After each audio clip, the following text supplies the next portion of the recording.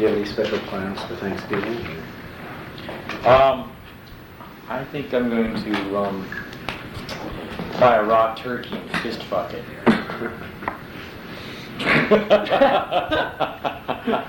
That's kind of special. What's so special about that? It's not a ham at least. Huh? It's not a ham at least.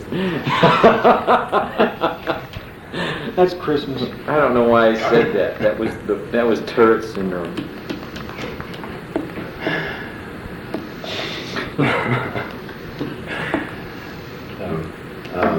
I guess first of all, I wouldn't want to be quoted in the magazine. No worries. I'm going to the fourth dimension for that.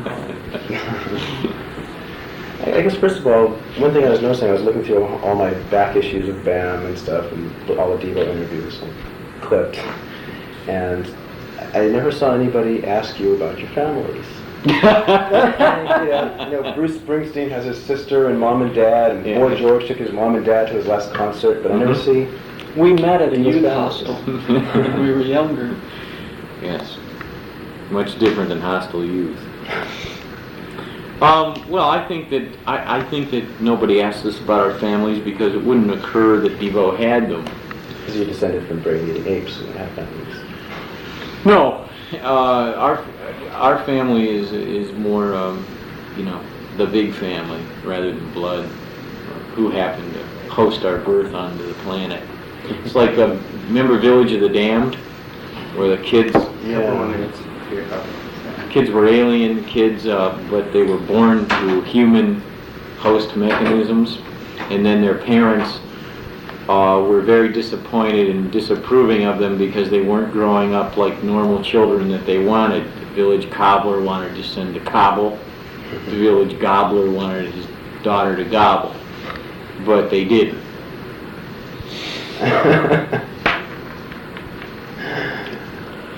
Well, anyway, we're more like the Village of the Damned kids, we're just like, we're aliens.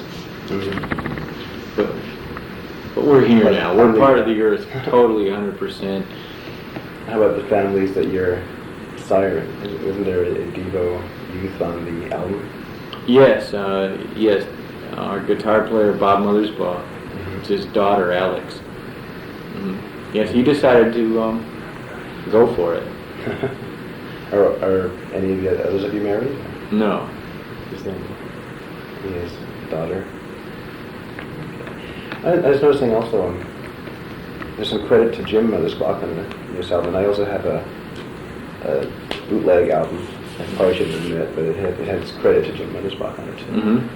What role has he played in the band all along, or has he just kind of guessed it once in a while? He in the early days, he was our drummer. Before there was any organized Devo. Devo was an idea, and we were trying to make music to be examples of what Devo music was. And then after that, he became tottotally interested in electronics and was on the forefront of programmable drum synthesizers and in general programmable analog synthesizers. And he now has a position with Roland, and he's always been part of our R&D staff. He's modified every synthesizer we have. Yeah. Really? Mm-hmm. You're all quite heavily involved with electronics, aren't you?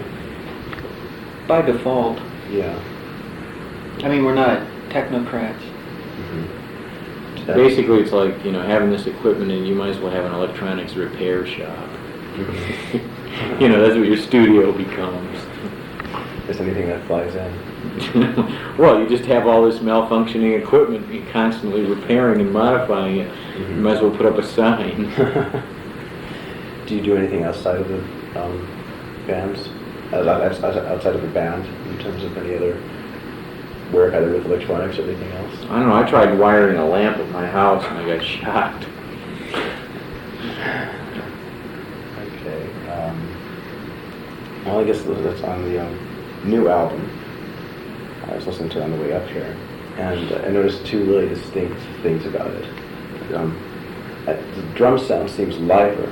It seems like more of a concert hall drum sound. Was that Is it just my own quirk noticing that, or is that something you try to look for? Well, the drums are, they're sampled from real drums and they're in the Fairlight synthesizer, and then they are triggered by real drum patterns played by Alan and then played back through the Fairlight so that it's a human triggering the Fairlight drum sound that you hear that's originating from a real drum sound. And then the concert hall is that's a setting on a 224 Lexicon 224X. It says concert hall on it. It seemed much more open at the bottom, and Right. but there seemed to be a lot of the highs seem to be cut off. Well, that was concert hall shops. sold out. Now that's a problem with mastering. We're not happy about that. They were there, believe me. By the time a record gets pressed, it's sick. Buy the cassette. Yeah, it's Really? actually to the point now where the vinyl is so bad for most records, your cassettes are going to be better quality. Have you thought about doing any work with digital recording? Yeah. Yeah, and we've had some good, some bad luck. With digital recorders, we had a nightmare with our new Traditionalist album. And it's not worth going into, but Yeah. we were once again guinea pigs for new technology with that. It might be better now. We made the Yeah. mistake of doing it in 1981. It'd actually be more suited to our music now because we used a lot of Fairlight on this album, and Fairlight's all digital, so it could be a lot more compatible with our setup. We just didn't need to. Our problem wasn't really in the mastering, the actual master tapes that we made. When we did a final mix in the studio, they sounded great. It was the mutations that happen between the time you take the tape out of the recording studio and you get your record in the bag. That's interesting. I also noticed that the album seemed to have more discernible influences from other people, like the Day Tripper riff here, and another riff that I've been trying to identify. I know the song, I just can't remember the title of it. It's the da da da da da. I'm flat right now. Da da da da da da da. Here to go. Oh, Yeah, that's Land of a Thousand Dances. But Yeah. It's been inverted. Yeah, and things like that. Any special reason for the more noticeable influences about the album? Just what you wanted to do. Well, we thought, why improve on a great thing? Actually, we wanted to, on purpose, take things from different periods and different styles and amalgamate them and basically metamorphize them. That's why we've called our new publishing company Recombinant Music. All those songs on that album are the first songs published under Recombinant Music, and this is an example of what we're talking about. You're not dealing anymore with, music that just exists in the present time, like 1984. You're dealing with a new idea, I think, that's become pretty obvious, that the last 25 years of rock and roll are all here at the same time together. And bands that do something that sounds 15 years old are on the charts right next to bands that are creating brand new things. And it's really odd because what it means is nobody's thinking of it in terms of linear time or history. It's all just part of this collective body of riffs that keep going around in everybody's heads, and we're recombining the riffs. And I know some, like the first album, there are many, or how should I word this? There are fewer identifiable riffs. It seems like it's all. It's very private. It's like we didn't Well, listen to anything. On the that's first what I album? thought. Yeah, the There first album. we put some on-purpose references on there, actually. We started the Yeah. album off with Uncontrollable Urge, which the beginning of it is a direct reference to the Beatles. If you listen to the first, 8 bars of it, it's I Want to Hold Your Hand. Really? And then it goes into Devo. And we did that on purpose, and the second song on that album was Satisfaction. And they were both done just to kind of show what Devo was about. Mm-hmm. I always thought that the first album was sort of like the Velvet Underground or the New York Dolls' first album, and at the time maybe it was a little neglected. But 10, 15 years from now, people will look back and say that album set a sound for the 70s and 80s. Have you felt Well, I that think way? it did. Yeah, you know, if you just look at what happened in the history of music since then, you can see the influences. And I've spoken to other performers and I say, did you use a Devo riff? And they go, oh yeah, our guitarist likes them or something like that. Yeah. Kind of interesting. Yeah, Devo, the band you love to hate. But take what you can while you may. Do the critics give you a hard time overall? Absolutely. Yeah. Do you think it's because that they just can't get used to your sound, or do you think it's... Well, I think it's because we were original, and so because we came along at a time they didn't want to hear it, they're not going to thank us. But since then, it's become acceptable, so they are rewarding the bands who did it when they were ready. And that's really how simple it is. What do you think of some of the newer bands? Frankie and Oingo Boingo and Wall of Voodoo and things like that? Dude, those are all quite different. Devo. Yeah. They seemingly have a lot of Devo influences. Yeah, I know what he's saying. He's saying that they were, those three people. They all could be Devo-esque, yeah. Well, I like Frankie Goes to Hollywood a lot. No. Although they're a little bit like the Village People. But they're funny. Yeah. Frankie Goes to Hollywood's kind of funny in a way. Relax and Two Tribes are great. And the video's really great for Two Tribes. We always liked Wall of Voodoo. Yeah. I think I saw you once at one of their shows, at a whiskey show. I still think the best song they ever did was, I think, called The Passenger. But Yeah. The Hijacker. Hijacker for packaging. What was it called? Was it called The I think Passenger? it's called The Passenger. Yeah. I still think that's one of the finest songs I ever heard and should have been a hit. It's fantastic. And Oingo Boingo, you know, they do very interesting musical arrangements. They tend to be too complex and derivative for most of my tastes. And Danny singing when it isn't affected is interesting. It's often so effective. Has there been a conscious effort by Devo to move away from the guitar sound? It wasn't conscious, it more did happen. Less guitar. Yeah, no, it wasn't conscious, but it did happen, no doubt about it. What do you see as your future direction of your sound?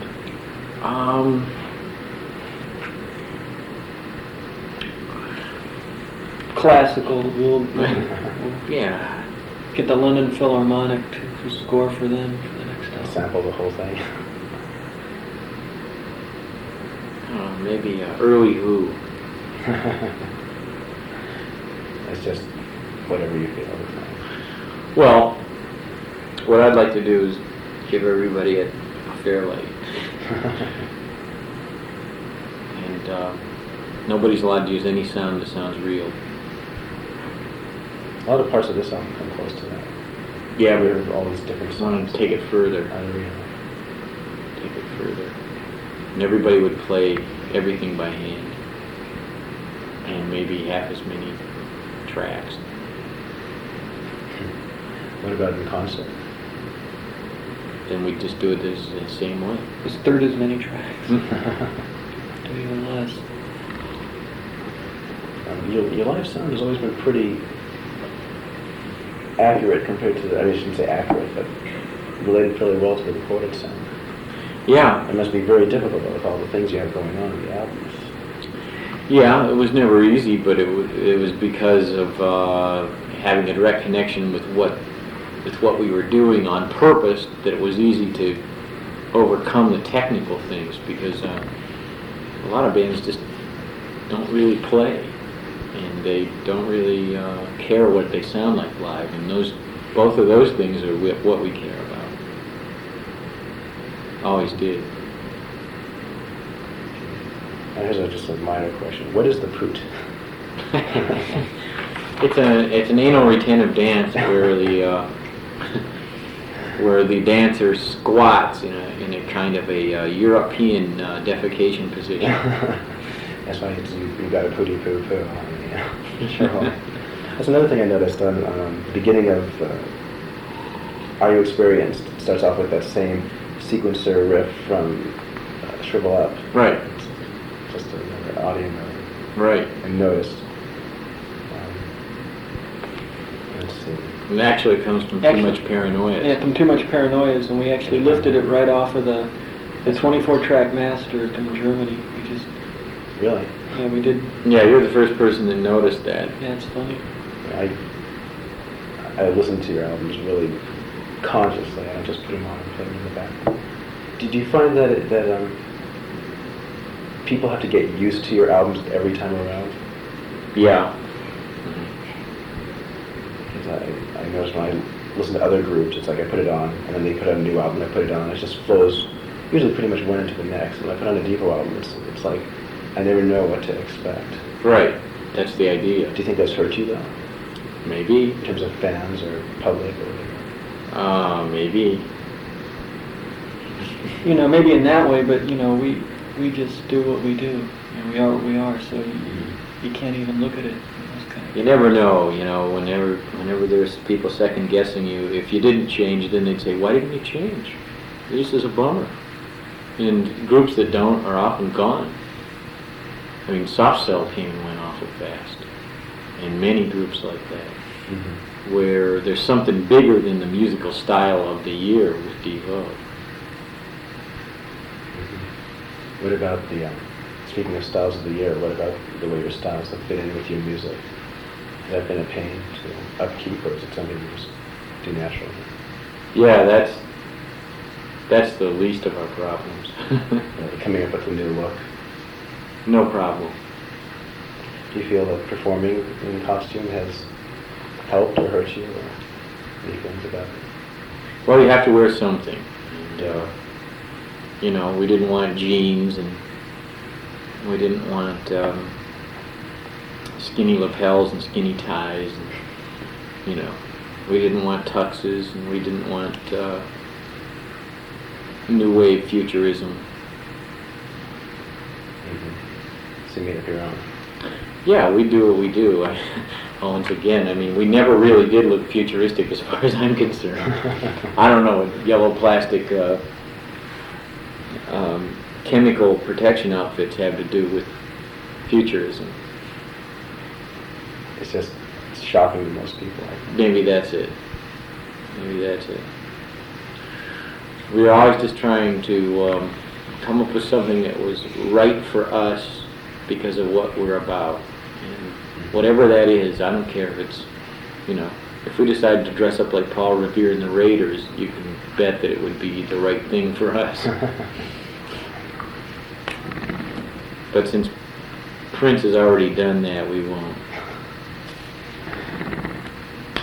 Are you searching for one sound or one look that you like best that you'll stick with for a while, or do you think it will always change?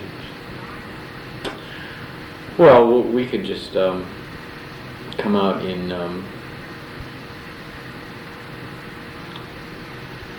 know, Le Tigre shirts, or shirts with the alligator on them, and Levi's 501s, tennis shoes. Get Calvin Klein to back our next tour. Yeah, and then we could do that forever. And maybe that's what we should do. When I think about it, I think not a bad idea. Devo and Calvin Klein underwear. Nothing comes between me and my synthesizer. How do you pick the covers you do? You've always picked really interesting pieces. Unfortunately. That's it. They have to be interesting. That's gotten us in trouble too. I don't think a cover's supposed to be interesting. It's supposed to look like you've already seen it. I don't mean the album covers. I mean cover versions, remakes of songs. Oh, those covers. Yeah. Whatever's important to the history of music and was a definite landmark in one way or another. Mm-hmm. Obviously, Are You Experienced is every bit as important as Satisfaction, if not more so. Have you ever thought of covering a Beatles song? I've always thought I Am the Walrus would be the perfect song. We'll wait till we get a little older and fatter, and we'll do that one. A Beatles song. I don't know. I think everybody fails when they cover Beatles songs. That's usually true. The only way Beatles work is Muzak. Aerosmith did a decent job. Did they? Yeah, come together. Not great, but did the thing.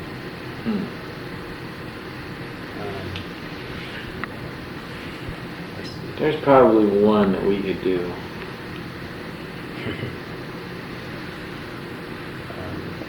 Overall, seems like your songs, they started out very overtly socio-political, and it seems to be pulling more and more away from that into relationships and between people and things. Any comments on that? Well, you can't stab Jello forever. You get tired of it. I think that we don't live in a climate where anybody has the big picture. And so it's they just don't see. And the fact that Reagan could sweep 49 states just means that politics are irrelevant now. Does it scare you in terms of your music? In terms of the music, no. Has there been any pressure to back off of politics outside of the group? No. I don't think we were ever taken seriously anyway. I mean, we wrote a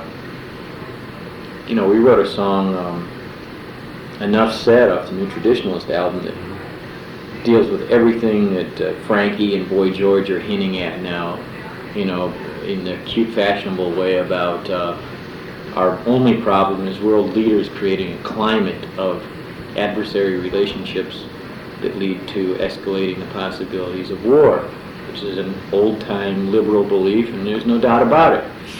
The only thing making things not okay are these guys warmongering and stirring things up. And we wrote a song all about that, Enough Said, and we even said, take all the leaders and put them in a ring. Yeah. And so Godley and Kareem did it for us on Two Tribes. There they are, Gromyko and Reagan in a boxing ring with Frankie doing the announcing. It's no different than what we've been doing. We've been saying for a long time. Now it's fashionable. Did you want to be taken seriously when you did? Absolutely. Absolutely. Those people are the worst. They're the dregs of human consciousness. They are the low retrograde life forms on the planet. And of course they're in control. I mean, I think, what I'm saying is, the average inquisitive spud has it more together than those people, just in terms of sensibility about life and about, what your priorities are. Things could be great if it wasn't for those guys stirring things up. That's true. When you speak about spuds, the average guy, there's less of a message, it seems, to the spud on Shout. But the other album seems to be directed sort of like to the spuds. Is that correct? A correct notice on my part? Gee, I don't know.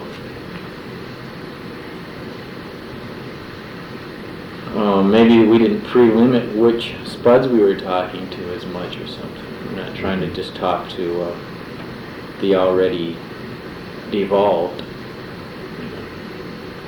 I don't think we didn't do anything like that on purpose. How important has the theory of devolution been to the band as it's devolved or evolved? Just a language, way of talking about things, reference. So, has it become less important in terms of the band's focus? Well, it's become more diverse.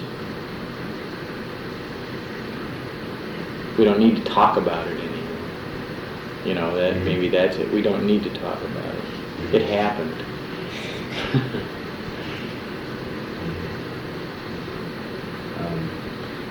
How about projects with other people? You've done work with Neil Young. Have you considered any more work with him or anybody else, or done any more work? Not really. Nothing to speak of. Really. We'd do anything that made sense if it came along and anybody wanted to do it. It'd just be hard to. It'd be hard to do something like that on purpose. I just thought maybe there'd be somebody you'd want to work with. Oh, well, there'd be a lot of people we'd want to work with if we had our choice. We'd like to work with David Lynch. Yeah. We'd like to work with David Bowie. Would you like to do a film? Absolutely. Would you like to do a Stop Making Sense or a Purple Rain or Well, something. we'd rather do start making sense. I never knew anybody was making sense that you had to stop personally. We've always wanted to do Animal Farm, and always had a plan to do it. And if we were allowed to do it, we'd do so. We'd ask David Byrne to be in it. We'd ask David B. Roth to be in it. We'd ask David Bowie to be in it. We'd ask David Van Teegum to be in it. A lot of Davids. That's right. Yeah.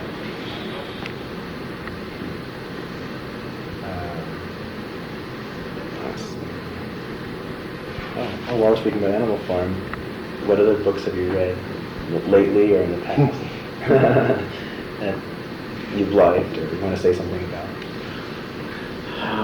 We're Burroughs fans. Yeah, what was his last? His last two books have been fantastic. Cities of the Red Night and Place of Dead Roads. Great. Both fantastic. Important books that will last, and people will figure out what he was doing in another 25 years. Other than that, I don't know. Psychotronics. That's a good book. The compendium of trash exploitation, grade B horror films that includes everything ever done, since, say, at least since World War II. And it's done by a guy named Michael Weldon, who was what do you call him? An expert. He's an expert on the subject. And it's a great book because it's an encyclopedia of all of it. And you find out that all these movies you've been seeing late night on TV, who's behind them is possibly a total of a dozen people. And the connections are all there. It's a small world of exploitation in B horror movies. And I don't know, it's worth getting. It's the right price. What else? I don't know. We look at a lot of things. A lot of things. You mentioned Burroughs. Are you a Laurie Anderson fan also? Sure. She likes it. Sure. Yeah, I still think that Oh, Superman's one of the best videos I've ever seen.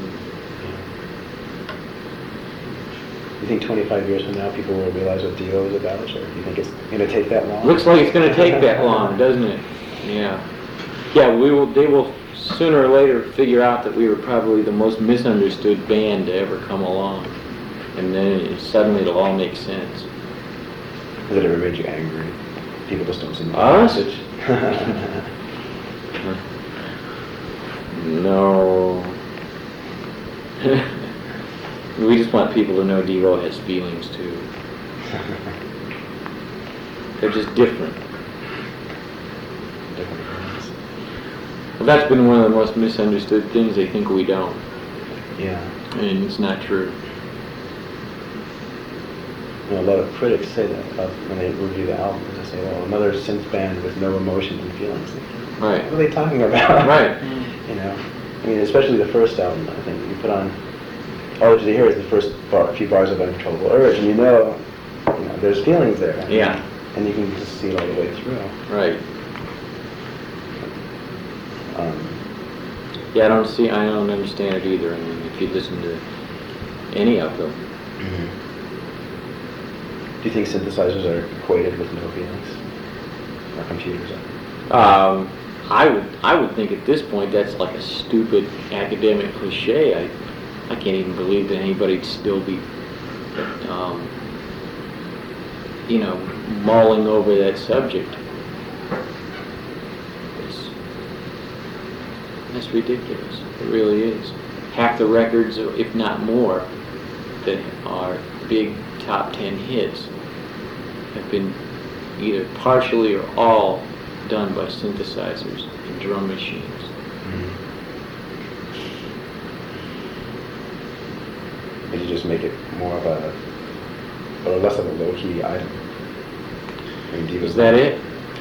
Other groups try to act like they don't use synthesizers. Well, I guess they're doing something right for their own survival. Have you ever been worried about Devo's survival? We've always gotten along. Well, I don't think you should worry about survival. Either you survive or you don't. You know, it's like sitting around worrying about dying. It ruins you. It ruins your life.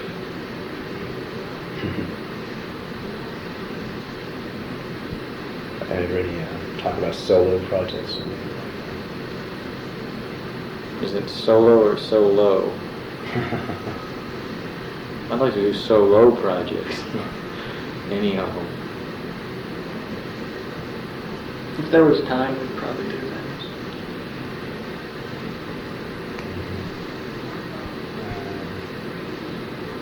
Where is Devo most successful?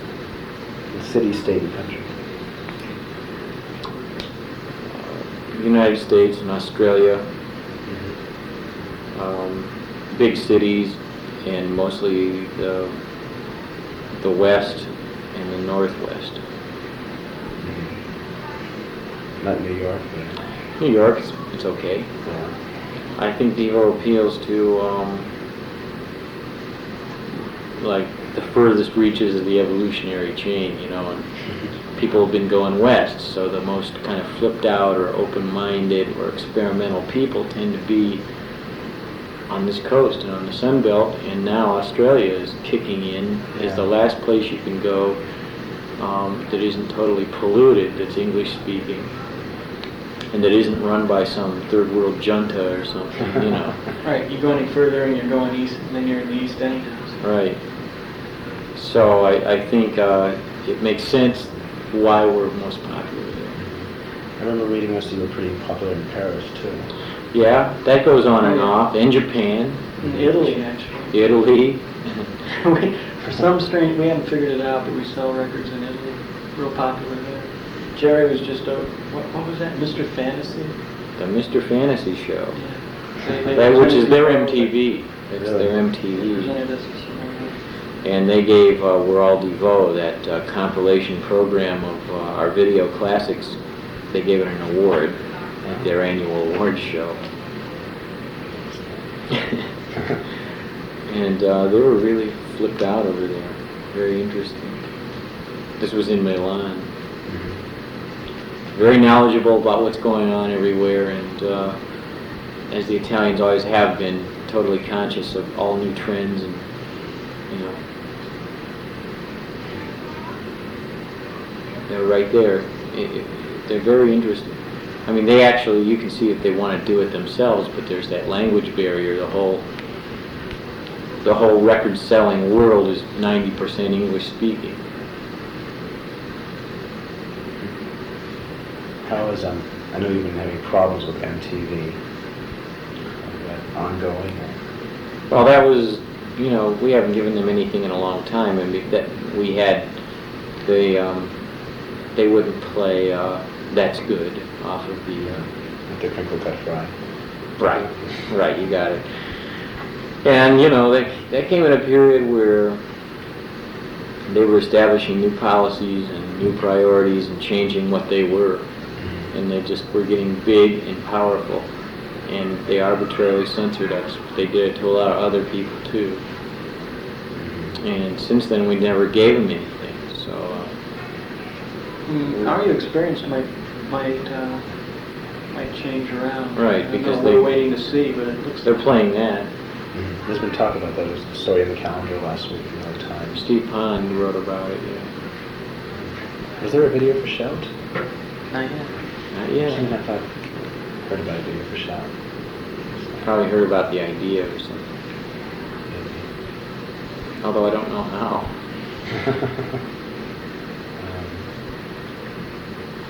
You've been pretty heavily involved with, well, not video, film, video. As heavily as we can get. Yeah. I mean, we kind of started it, and we do as much as we can. There are groups who can get more money from people that get to do more than us. But I'm always appalled at what they choose to do. You produce videos for other people, haven't you? Other than the cars, I've never got to direct for anybody else. A couple times it was supposed to happen, but we were either in the studio longer than we thought or on tour. They would get somebody else. Or somebody didn't want a Devo style video, they were afraid that it would be too weird. You still working with Chuck Statler at all? No. Haven't for a couple of years. That just kind of phased out because of just people going different directions in their careers, and Chuck is now concentrating on commercials. I noticed the commercial you did for the Honda Elite. Right. Have there been any more things like that? No, there have been several offers, but they were all ones that would have been detrimental or that we didn't believe in. But that one's okay. Right, we happen to like the Honda Elite because it looked like a prop out of Dune or something, with a cow catcher in front of a otherwise high-tech scooter, and it matched our red hats.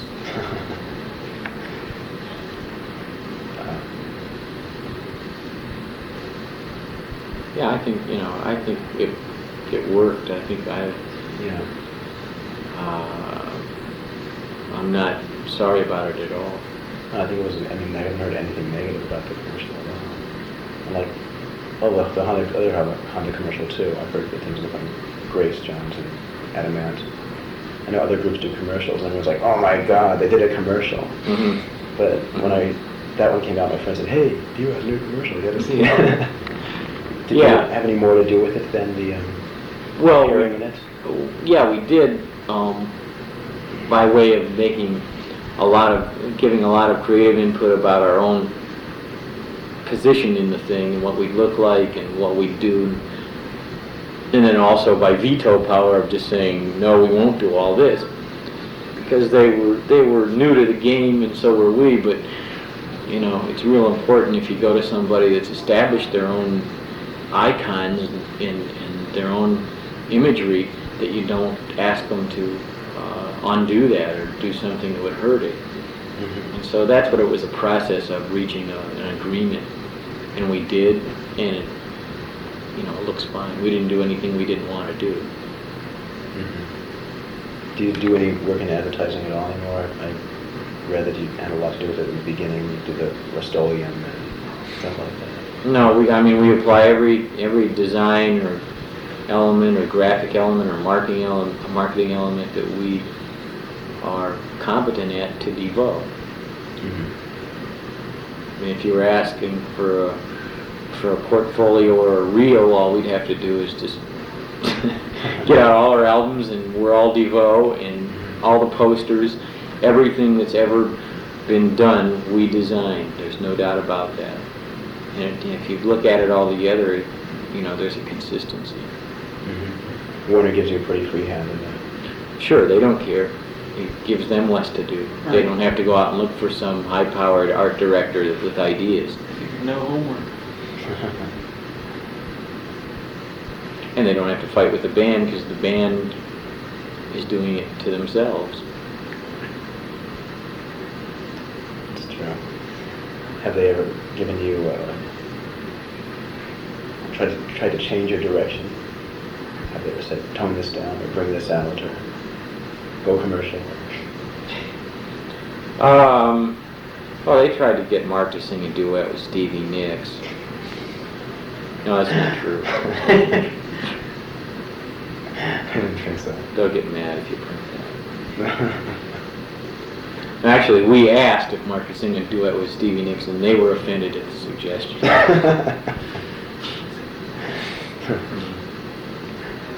Your voice has changed, it seems, not in the usual sense, but... The usual... What's the usual one? Well, I mean, adolescent voices changed.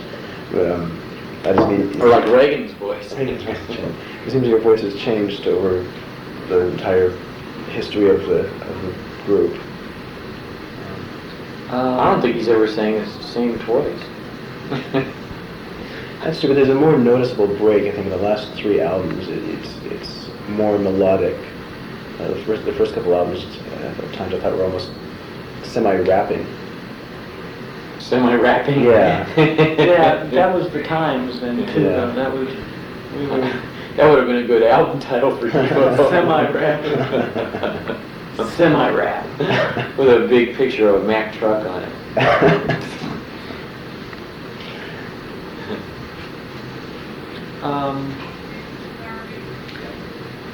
I don't know, maybe that's, Jerry sings a lot more songs on the albums now than back then. And our voices sound really a lot the same. Nobody ever knows who's singing what. I mean, we've always both sung on every album. There's songs that we sing together and songs that one sang or the other sang. Nobody ever knew. You know. When we both sang on Whip It, you know, I sang Planet Earth. Really? Yeah. On Planet Earth, that was, yeah. Yeah, see, and Yeah, he sang Gut Feeling, and people would come up and say, you know, that's pretty neat that you got to sing on Gut Feeling. And I go, what are you talking about? Or, you know, or they'd say, Or Shrivel Up. Shrivel Up, right. That was you? Yeah. That was him, they thought it was me. I thought that was you. Yeah. Or Planet Earth, they thought it was him, it was me. You know, you'd have to name a song and you might get surprised. Has there been pressure to do a Whip It too? Whip It too? Yeah. Well, you know. Whip to it. The record company definitely lets you know that they would like, you know, they don't care what you do as long as you do some more whip Yeah. it. But, you know. But then what's another Whip It anyway? It can't sound like Whip It. Right. I mean, as far as we're concerned, There you go. then Whip It. Like do. It's backwards. Stroke it. Yeah. As a matter of fact, Billy Squire kind of took care of Whip It #2 with Stroke It. Beat It could have been #3. Yeah, beat it. Yeah, what do you do after you whip it? Mhm. Stroke it, and then when it calms down, you beat the hell out of it. That's interesting because you guys got in a lot of trouble for Whip It, just for the title. Right. People were jumping, but no one jumps down Michael Jackson or Billy Squires. Mm-mm. So forth. Mm-mm. People think we're up to something all the time. Yeah. Are you? And then when we're not, they go, hey, how come you weren't up to something this time? You guys usually, you know, you're usually like making some innuendos and you're not here. Well, there's a definitely innuendo on the new album. Love comes in spurts. But yeah. Yeah, then we play the spurts for them. Okay, here's the spurts. Well, we were asked to drive the point home. People said we were too abstract and oblique. So we thought love comes in spurts. We better just more or less lay it on the table.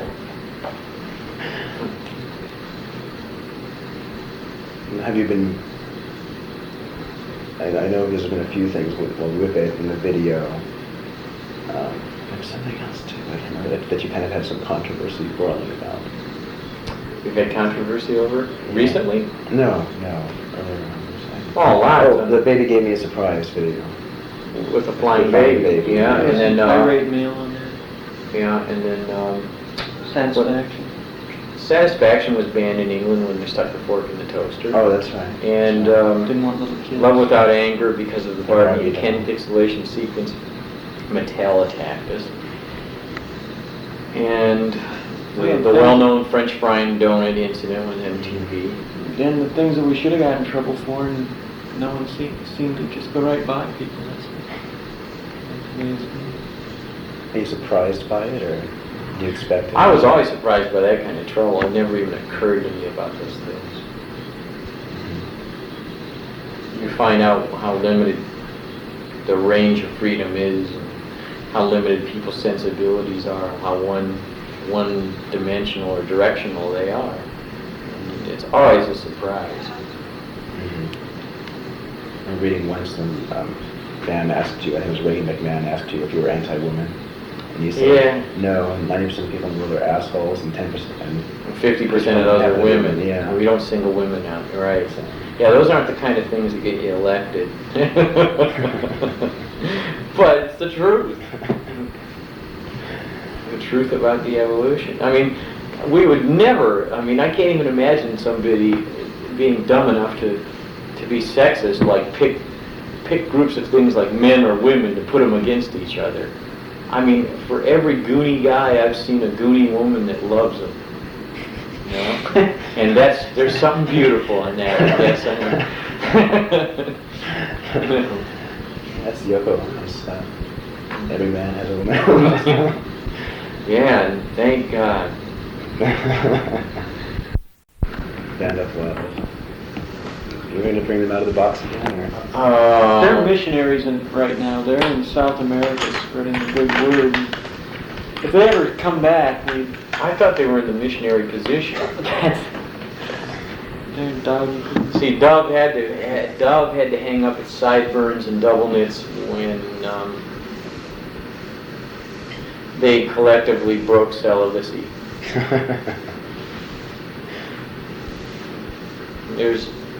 I guess there's just no room for love in corporate society anymore.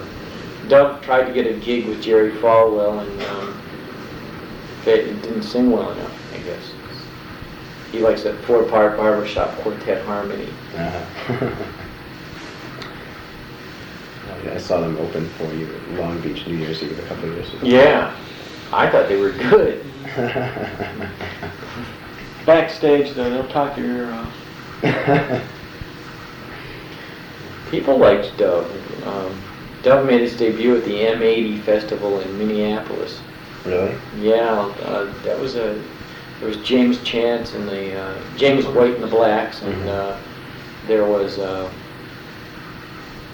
Tuxedo Moon and Flesh Tones. Flesh Tones. Yep. And Suicide Commandos. And Dove. So they're kind of retired right now. Yeah. Yeah. But that was a big night, and the encore was Bob Dylan's "You Gotta Serve Somebody." Was it somebody set a Bob Dylan record and the Lord entered into him? I remember that quote. Yeah. Something like that. Yes. The Lord does tend to do that. I've noticed people, you can just turn on your TV and you find so many people being entered by the Lord. Unbelievable. Well, people really ignore the sexual Lord. Mm-hmm. And that's a side of the Lord that's overlooked a lot. And Dove realized that the Lord is also a randy Lord. Well, it's true that... That's what Prince would probably agree with you. Yeah, that's right. Eroticism is oftentimes Yeah, Prince might have been at that M80 festival up in Minneapolis. That's right. That's Yeah. right. I don't know. It's the best. Eroticism is oftentimes the best way to spread the word. MTV would agree with you. Yeah. I don't know. Well, to limits. Is that erotic? Probably not. Yeah. Voyeuristic. Yeah. Well, it's the softcore innuendo. It's the promise of that can never be fulfilled. It's the unobtainable female with the frustrated, puny male who never gets it. While we're on the subject, I know when you came out with the Freedom of Choice album, I mean, Devo did love songs. Right. And I remember... There were Devo love songs. Yeah. But I thought there were love songs before that, in a less direct way. Yeah, in other words, why did it take that to give, because we used the word girl in the title. You have to have, the title of the song has to be, I want her, she left me, she's my girl, don't you mess around with my girl. There's phrases that hit buttons that people make it obvious. And a Comeback Johnny was sort of a love song. That was a lament. Lament. Yeah, that was. A Jackie O lament. Comeback Johnny was really about asking for the revival of primal energy in rock and roll since the 70s killed it. It's really not a song to a girl, it's a song to a guitar. That's right, because guitar's always left out. If you could start over again, is there anything you'd do differently?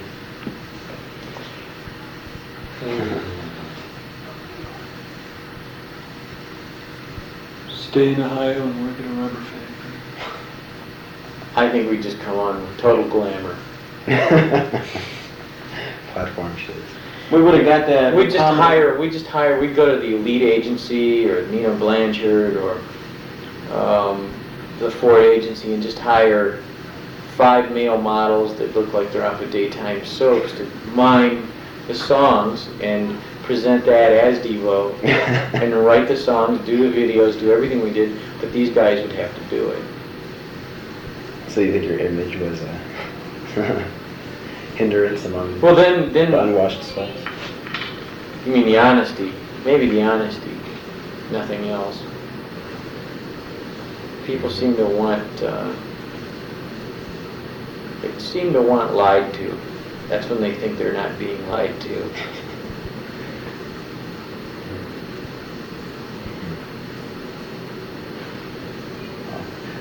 Okay, I probably asked you a lot of questions you've heard before. Is there any questions you've always wanted an interviewer to ask you that they never asked you? You've always said, if he asks me this, I'm going to say this. No. No. No. You've never gone out of an interview and thought, if only he'd asked me. No.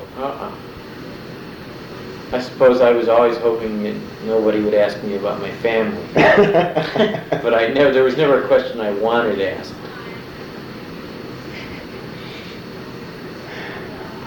Okay. All the questions I have. I'm going to ask a couple more. Did you see Bruce Springsteen when he was in town? No, we didn't. Missed that one. Yeah. The lines were too long. Was it good? I didn't see it either. The lines were too long. Everybody else did. I didn't see what you thought. What have you seen lately? Or have you seen anything lately? Only his videos. Yeah, I mean not Bruce, I mean just anybody. Have you seen anything? Oh, I'm sorry. Seen any shows? Gee, what's the last show? I saw Potato Women. Potato Woman. Yeah, You can see them on the street, though. They were at the Anti Club 2 weeks ago.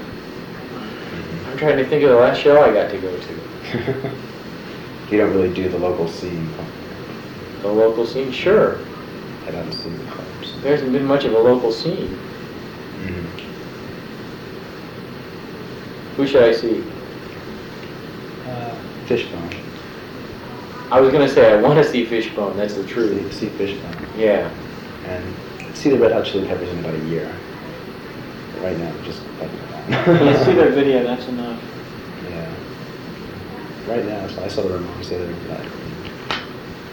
They played their album. They weren't really exciting visually. No. I've come to expect a lot. Yeah.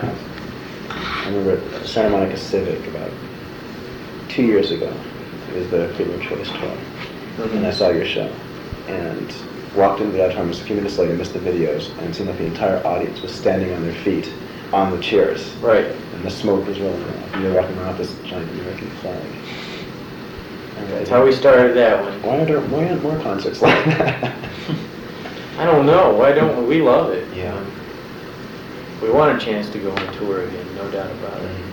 What kind of places do you want to play this time?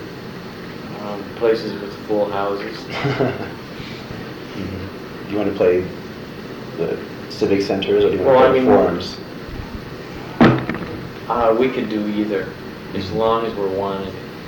We don't want to go where we're not wanted.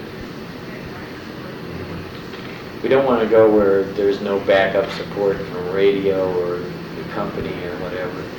That happened on Oh No, It's Devo, and it was really horrific experience because we had an incredible show and a new concept and something that had never been done before, and everybody who saw it loved it, but nobody was writing about it. It wasn't being promoted. I was surprised because that album I liked it better than New Traditionalists. I thought it was stronger and harder driving and seemed to be really ignored by the press. It was. Was it just mismarketing? Yes, Yeah. I'm convinced of it. Absolutely. I missed that tour myself. I saw the one before, the New Traditionalists tour when you With the interacted with the temple? screen. Yeah, the temple, and there was some screen interaction too. There were 3 rear projection slide screens in the coves of the temple in that one. Right. Yeah.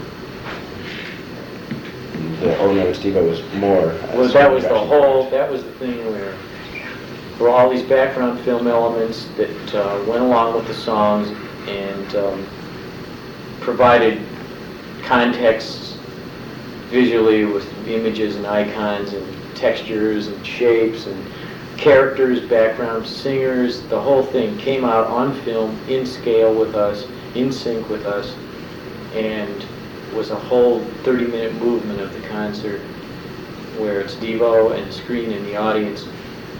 It was a 3D video game, and I think it really worked great. The kids who were there loved it. Was it really expensive to produce? Very expensive. We were using film technology with a 6-track dubber, and on a 35mm mag film stripe were the sequencer lines, special effects, and click track being played back through our monitor system while we played in sync with the click track, thereby playing a live song in sync with the film image. So providing a live soundtrack in sync with a rear projected film image that would go along with each song. Do you plan to do anything like that for the next? We'd love to. We only nicked the surface on that. You think it will be more complex? It wouldn't be more complex. I think it would be more sophisticated in terms of the use of it and what you're looking at. As far as instruments, you play with the Fairlight and some of the other synthesizers you mentioned. Have you worked with the synclavier? No, we know I read a yeah. lot about that. Yeah. There's, within the next 18 months, there's going to be so many machines out, you won't believe it, because the technology is down to the level where there's going to be Fairlight style digital computers for around $1,700. Really? That's no joke. What's going to happen in the next 18 months is going to blow all this old stuff. Like, it'll make Fairlights and synclaviers seem like antiques. And it's great. It's great because that means it's all going to be in the hands of spuds, and it's not going to be just, the elite. It's not going to be, like people that shouldn't have them, or a few people like Devo that get access to this equipment. It should be in the hands of people. That's great. Let's see. I have one other question I haven't asked. But we use everything from not just Fairlights. I have another instrument that's like I'm particularly fond of, but we have all different, like just even acoustic instruments. But I have the lowest tech synthesizer ever made, which is called the Optagon, where it has these optical discs, and you put it in, and you play like chord organ keys on one hand. It was made for consumers in the early 70s. The idea was, hey, you come home from work, you slip a bossa nova disc in, you hit the key of C, you hit the C chord here, and you can play a little melody line over here, and you've got a whole bossa nova band at your fingertips, or a cha-cha. Or they had like Moving Out was on the.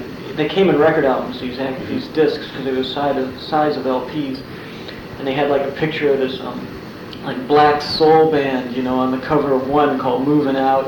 And it's like you had a little black soul band you played with chords, or else they had, or else there were like voices that just went ba do ba da da do wa do wa da da do wa do on one of the discs, singing rhythms it was called. And then there was a Polynesian village, and it had like birds in the background going ooh wah ka ka. Martin Denny, are you familiar with him? No.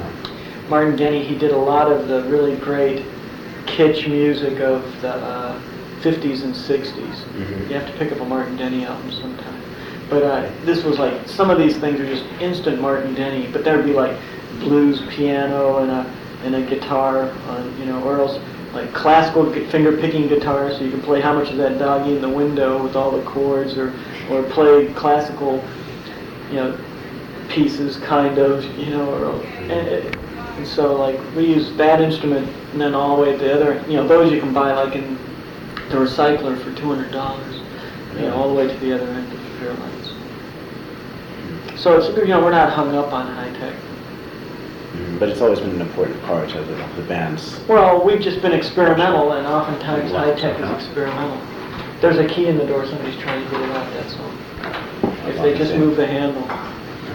Yeah, I hope they don't have this.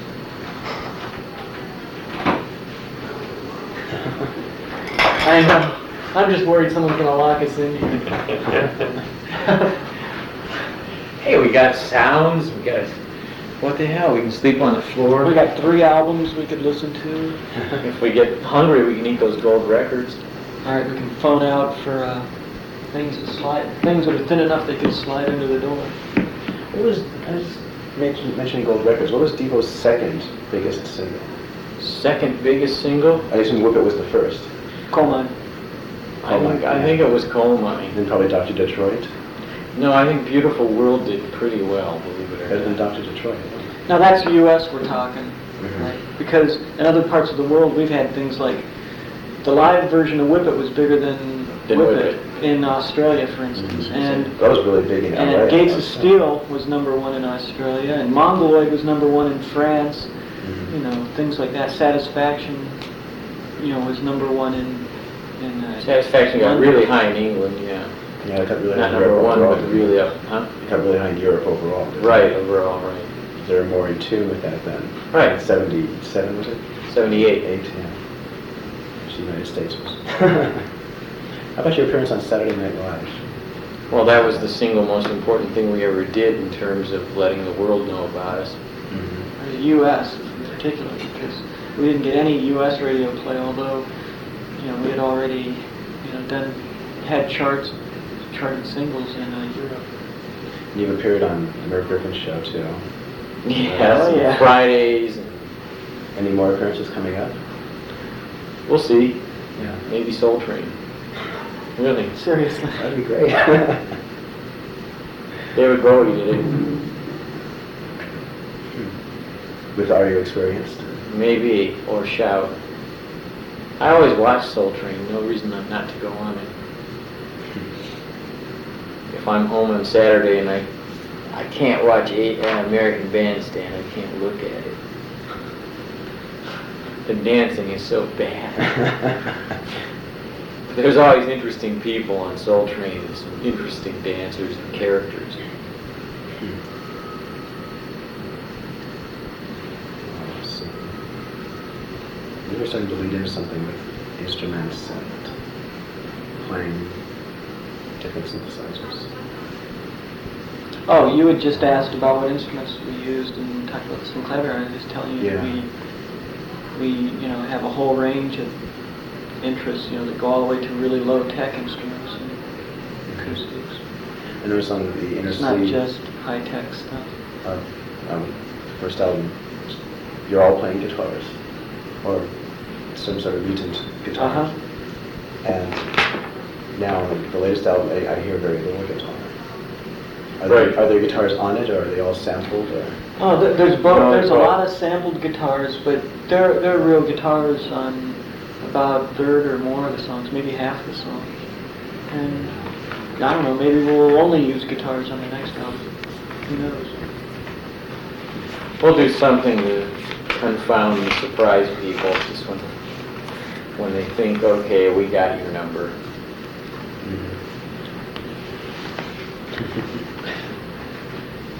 It seemed like there was a long. The first few albums came out closer together than the last few. Well, the last album, this album here, Shout, we just basically took a break after No Ski Vote. Just to break or to redefine your sound. Basically, just to stop for a while. The critics have seemed to be rougher on Shout than almost anything else I've read. The LA Reader last week, really nasty, I think. Yeah. Does that surprise you? I mean, this seems to be No. the least offensive in a way, Uh-huh. and people seem to be more offended by it. I don't think there's ever a correlation between how offensive something is and how much it gets attacked. It has to do with their posture about what they're going to decide to do to you.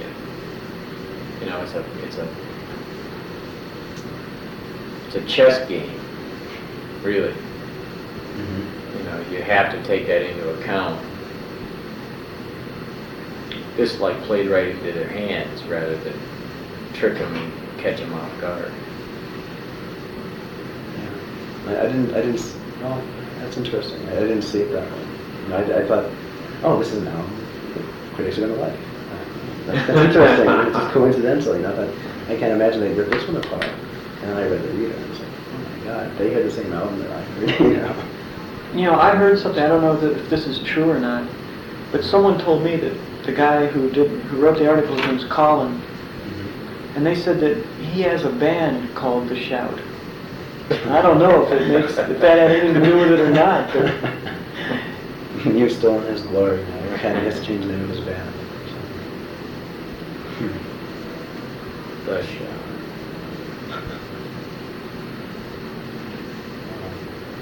Has Rolling Stone magazine spoken to you yet? No. Okay, because I usually try to get my articles into something other than the Daily Sundial. No. They I'm have. going to. I called them today, and so they haven't called me back. I was wondering if it was because they already spoken to you. No, they haven't. They would wait until it got higher in the charts to talk to you, probably. although I do like Daily Sundial for a time. It's sort of primitive, right? Pretty good. We've been really lucky this year. Let's consult the sundial today. I'm the first editor in a few years who's been primarily into music as opposed to movies or theaters. I've really tried to arrange records and interviews with musicians. Right? Uh-huh. Movie reviews, which get dull when you have a bunch of 18 and 19-year-old kids writing movie reviews for you. You know what Right. they're talking about. Right. No perspective. So, looks like better. Well, that's about it. Well, we got an interview with the Daily Digital coming up, so Maybe digital watch. Digital time.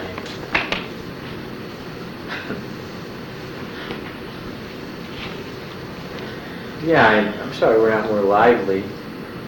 And now I've been interviewing for the last 3 days and hearing probably half of these questions already. And maybe I ask them the same thing again. I know how it is. You know. It's not much fun. But I appreciate talking. Okay. So do you do more now? Or? I don't know.